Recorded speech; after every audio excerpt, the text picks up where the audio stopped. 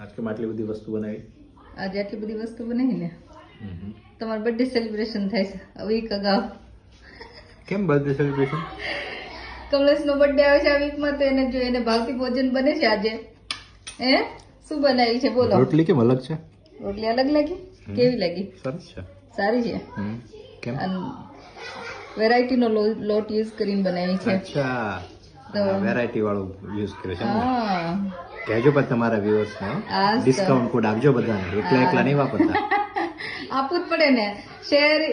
Carrying is sharing, હે ને? કે શેરિંગ ઇઝ કેરિંગ. થાય એવું થાય. એ ને તો પછી તો આજે બન્યું છે જો શાક, રોટલી, મિક્સ શાક છે, ફાડા લાપસી બનાવી છે અને મિક્સ દાળ. ફાડા લાપસીનો લોટ ત્યાંથી મગાવ્યો વેરાયટી. સરસ.